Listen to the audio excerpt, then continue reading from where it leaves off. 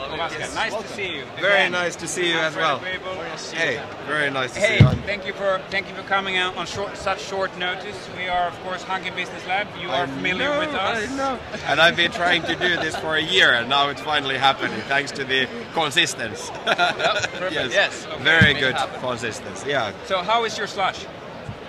Slush is it's amazing as always. Yeah.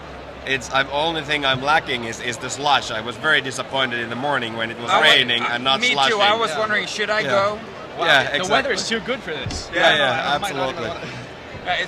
It's drizzling a bit. Yeah.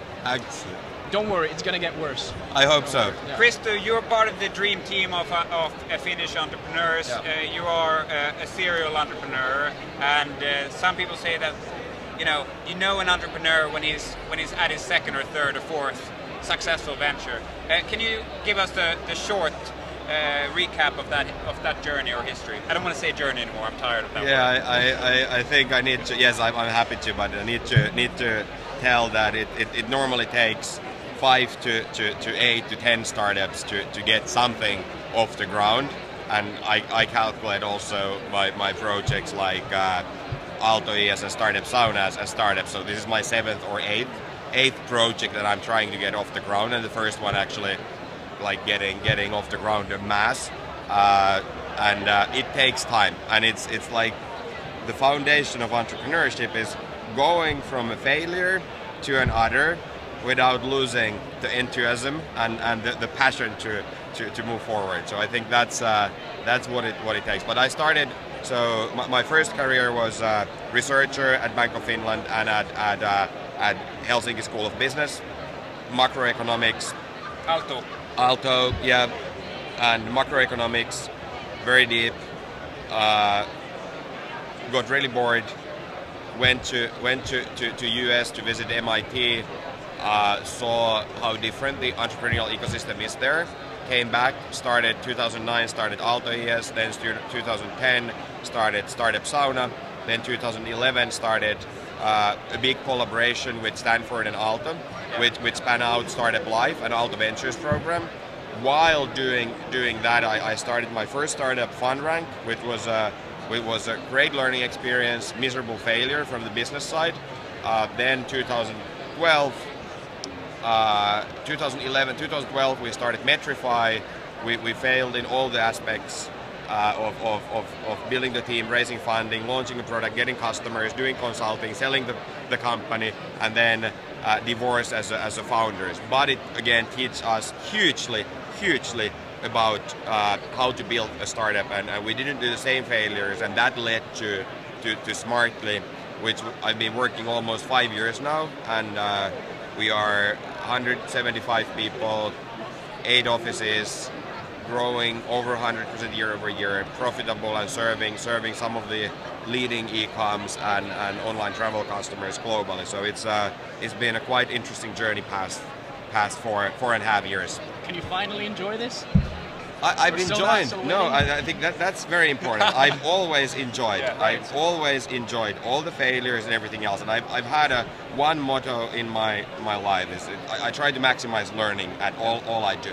And there is no big difference whether you succeed or you fail in the amount of learning that you can have. It's much more about, do you challenge yourself? Do you surround yourself with people that you can learn from? Do you really love what you do?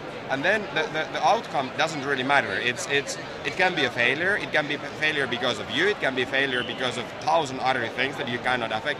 Or then if you get really lucky, it can be a success. Right. And I think if you have that kind of deep drive to learn and develop yourself, I think from that perspective, all the project has been successes. Right. Even though now Smartly, from the commercial perspective, it's the only one that starts to be a success. So it's the old classic Wattsian cliche of it's not the end result, it's the journey that matters, basically. So if you don't like the process of actually being an entrepreneur, you better not to do it. You better not to do it. Hashtag wise capital. Hashtag wise capital. Yes, we just coined a new term, and it's starting to. Well, we had one of our professors of accounting do it for us. Yeah. Right. Not we. No.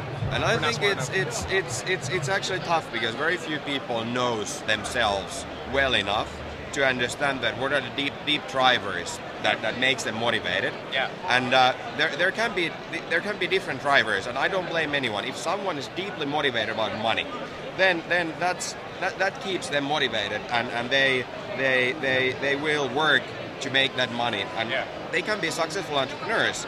But then, if you're not, and still in the short term, you need to believe in that very long, because it takes a huge amount of time to get there. In the short term, it's a very stupid decision financially to start a startup. If your passion is learning, then that's great. You need to know it, and then, or if it's something else, if it's changing the world, building products, or helping other people, or something else, you just need to make sure that you and your co-founders have the same drivers. Because if you don't, then when you struggle long enough, you'll divorce. You start to fight. You don't work together. So I think that's very important. We enjoyed visiting Smartly recently, your offices near Kiasma in downtown Helsinki. Very nice. And thanks for the beer and thanks for the pizza. Are those? Shame I wasn't there. Are those? No, it was great. It was part of some sort of, what was it called, startup crawl.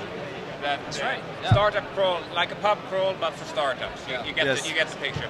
Now, we're curious to know what the significance of that office space is. Is it true that used to be the old Finnish Postal Service's headquarters that you now occupy?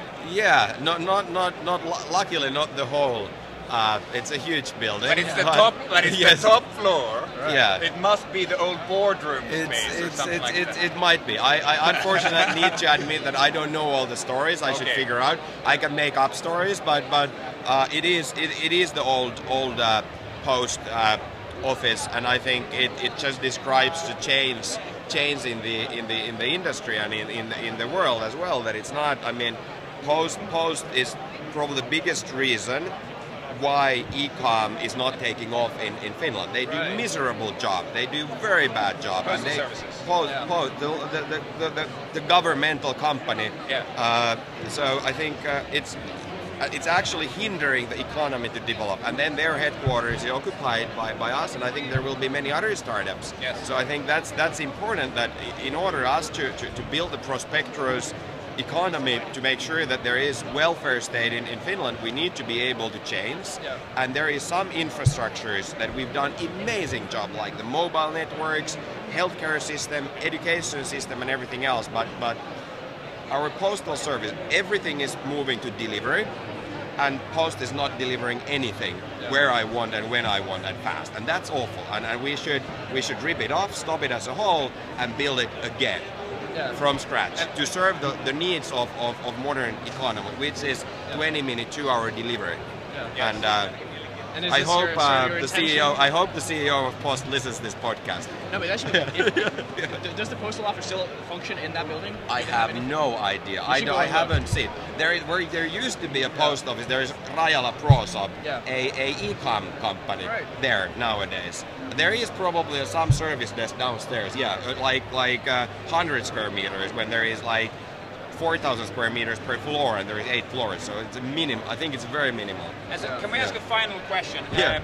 The admonition for hashtag brag for Finland.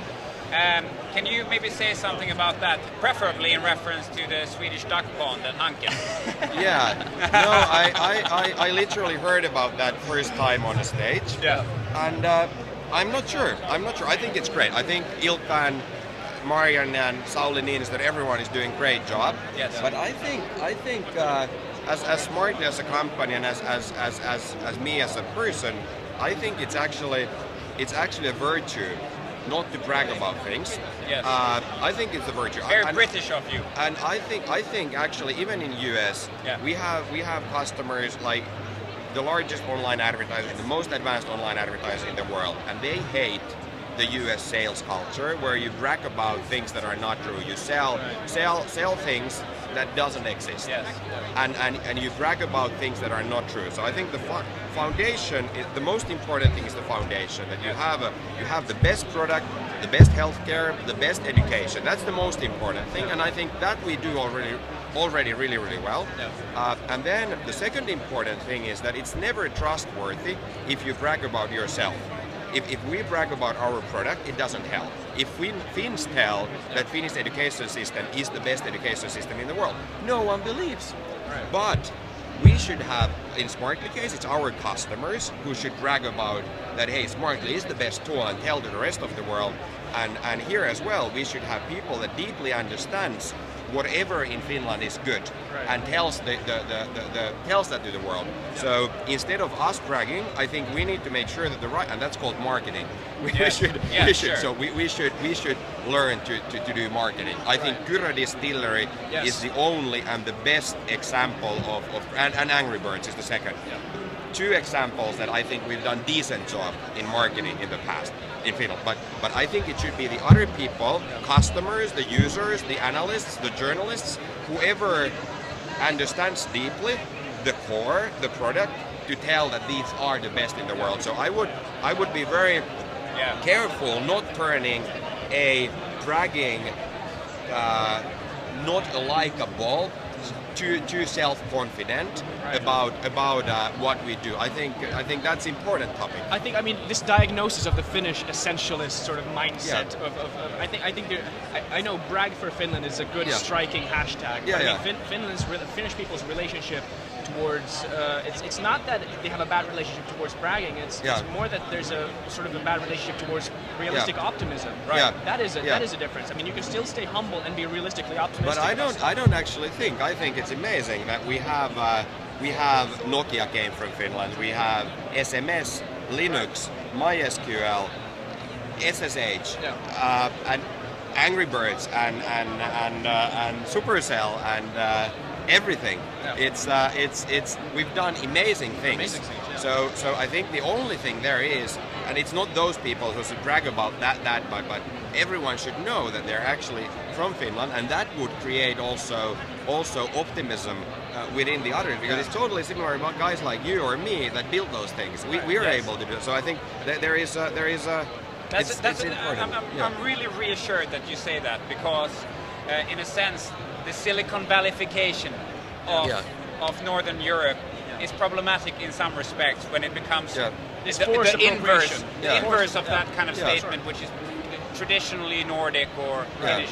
You know, under promise, over deliver. That seems to be what you're saying. Your strengths. Absolutely, and I think it's our strength, and we should be very true to ourselves and to our strengths, and that actually differentiates us from many other Swedish companies or any other companies. I think that's very, very important. And but at the same time, we need to make sure that every people in the planet Earth knows that these things came from Finland, and there is the most prospectus gaming scene and all these things, and they are from Finland. There is a reason. Finland is one of the best countries in the world to build technology companies. I think that we need to do, but we shouldn't do it. We should facilitate on behind the scenes, but not us telling it to the world, but people around us that understand. So I think that brag for Finland is a good reminder for people here visiting Slush, for example, that goes out that tell that, hey, Finland is actually a great country, but we should be very careful not telling that ourselves and not being too self-confident, or not even too self-confident, but being like bragging ourselves. That's never a good thing. Very interesting on this note, I think there's bragging for Finland by not bragging for Finland. Thank you very much, Kristo Ovaska. Thank you. Thank you so much. Have a good Slush. Enjoy your Slush.